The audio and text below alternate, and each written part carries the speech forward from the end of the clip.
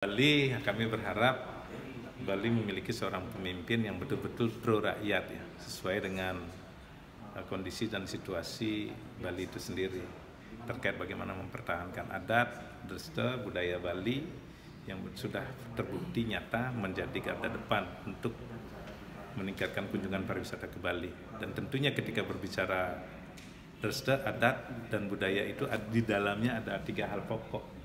Ya, bagaimana mengentaskan kemiskinan, kebodohan, dan menjaga kesehatan.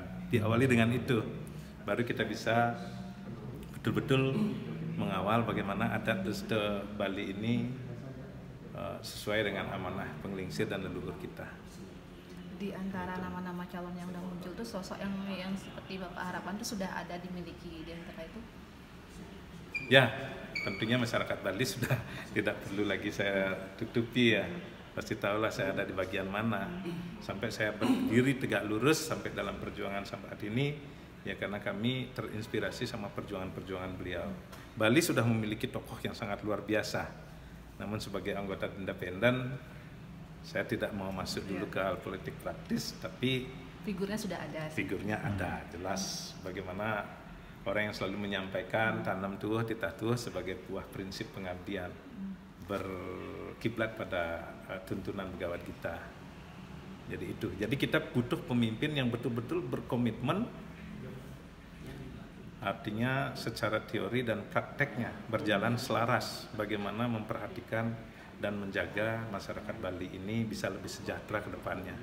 Jadi bicara sejahtera itu tidak cukup dengan teori, ya. Perlu digerakkan, digetarkan menjadi dengan program-program yang betul-betul pro rakyat.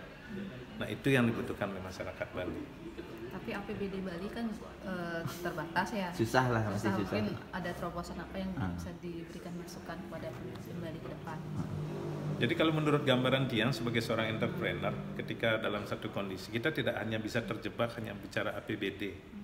APBD yang sedang dan dikawal oleh Bali itu sendiri saat ini. Ketika berbicara anggaran kan dibutuhkan lobby-lobby yang baik ke pusat, ya. Karena yang pemegang anggaran yang besar itu sebenarnya ada di pemerintah pusat.